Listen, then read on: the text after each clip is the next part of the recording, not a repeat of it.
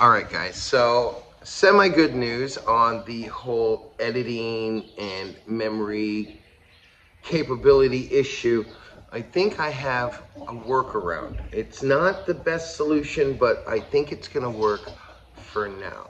So as I've mentioned before, the notebook I have doesn't have quite the processing power to allow me to edit my videos, to chop them down into usable pieces and then edit them together. It lags a lot. So I've been using the processing power of the phone. I do all the cutting and editing on the phone, and then just to make things go quick, I added a finished video onto this little thumb drive. On one side it has the adapter for the iPhone, and on the other side it has this USB port, a portable little hard drive, which allows me to do the editing here, transfer it to the computer, do the back house end of the computer stuff, and upload it, while still allowing me to free up the memory on the phone and continue using the phone as a camera until other solutions present themselves. Here's the cumbersome part. That's pretty straightforward. The cumbersome part is when I use other cameras. When I use other cameras, I've got to take all of that footage and upload it to the computer, and then transfer it to this, and then put it onto the phone to edit, and then reverse the process back. Not the best solution, as I said, but it is a workaround, and I'm hoping that you guys have seen an improvement from the last video and in this video. So thumbs up. I'm thinking this is going to be good for now. Let me know your thoughts in the comments, and let's get to this video. Alright guys, so we're here in Chico's Market so that I can try and find some bug killer. Apparently it is difficult to find the bags that you use to trap bugs in, but we're going to look around. We've already tried one other shop. They didn't quite understand what I was trying to ask for, and they handed me a fly swatter. So after looking around, we noticed that they didn't have anything. So I'm going to take a look here. Do you see any? I don't even see cans of Raid or anything. Both Andrew and I struggled for several minutes trying to convey what we were looking for. We even tried to get on our phone a few times and use Translate. And the closest thing we could come to was the shelf of poisons, everything from rat poison to cockroach poison, but nothing for mosquitoes and flies. Yeah, all there is alright. Failed on the bug trap. We're gonna have to look around. That's the way things go down here. Okay, so we've come to the local Gringo grocery store in hopes that they've got these bug traps. Just seems pretty odd to me that nobody has bug traps in Mexico. Ooh.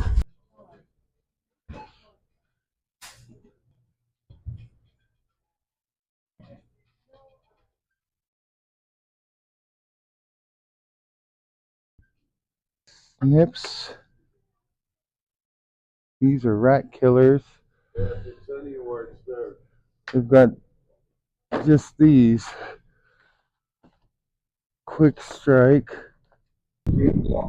Alright, so it's not exactly what we're looking for. I got some sort of powder, I guess you put into water, which is supposed to attract them. And I got some old school fly strips. So we'll see how well that works in taming down the infestation we're having.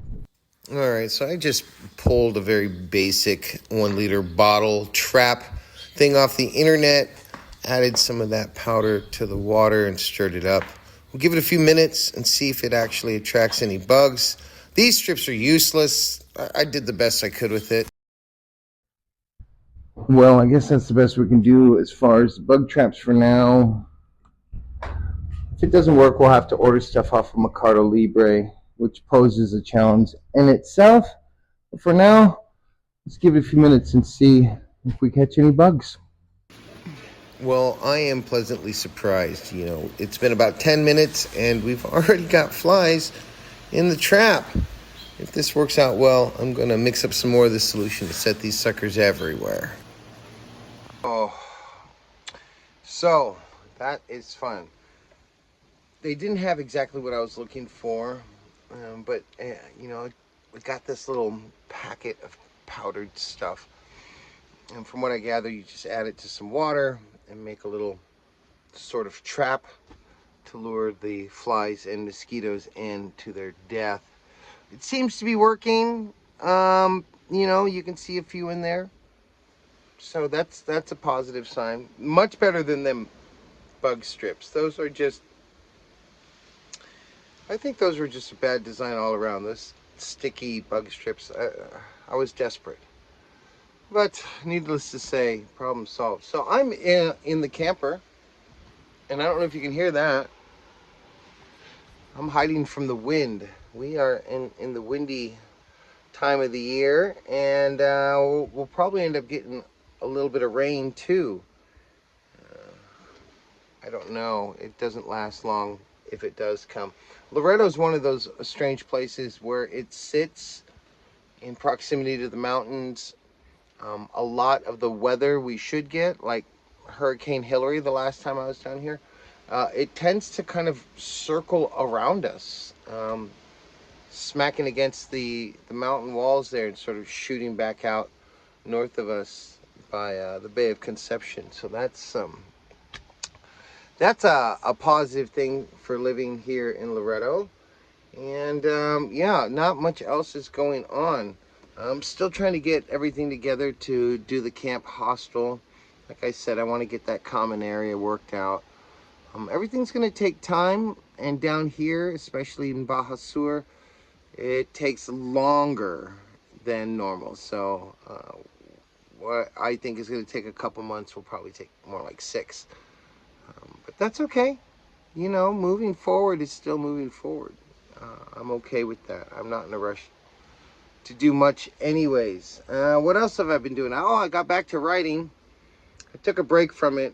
I was getting really kind of frustrated. As a writer, you want to express things. You want to express it in a certain way. And sometimes, no matter what you do, it does not come out the way you want it to. And you can get very frustrated with it. I got frustrated with it and a lot of things that have been going on in my life at the time, and still in a lot of ways. And I needed to kind of take a break, get out of my head for a while. That's a downfall of being that type of person. I can spend a lot of time in my head, which isn't necessarily a good thing.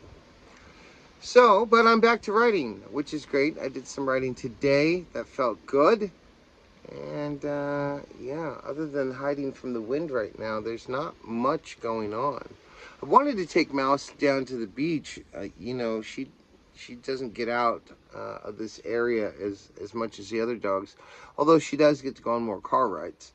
Yeah, so it's a weird situation in the mornings. Afternoons are too hot. I try to wait closer to early evening, 4-ish, 5-ish. But then all the locals are getting off work, and that seems to be the place that they like to congregate after work for a few hours and have a few beers and unwind, which is fine in itself. But like I said, my dog is a people dog. So they may not have dogs, but there are people and there are tacos and food. And she likes to just make herself at home with all of them. And, and some of the people are okay with it, but most of the people are not okay with a gigantic bull terrier tearing into your picnic area. Well, what better way to end a day where you had pretty much nothing to do than to have a barbecue? I got some of this arrachera that I wanted to grill up. Lucky for us, our friend Ray had some carbon that he was willing to give us. And Andy a few years back bought this really great grill. They're handmade here in Mexico. I think they're just fantastic. There's actually a lid you can get for it to kind of turn it into a sort of a wood fire oven, but I've yet to find one near me. Perhaps we can find one together in a future video, but for now, I'm fine with just grilling stuff for tacos. If you're new to the channel and you found this to be interesting, please consider subscribing. If you know somebody that might find this interesting, share it with them. And remember, tribe, life is about the journey, the sharing, and the growing together. ADHD and caffeine since 1976. What is your first instinct when you see an animal? To say hello. I see. What is your first instinct when you see a person? To avoid eye contact and hope it goes away.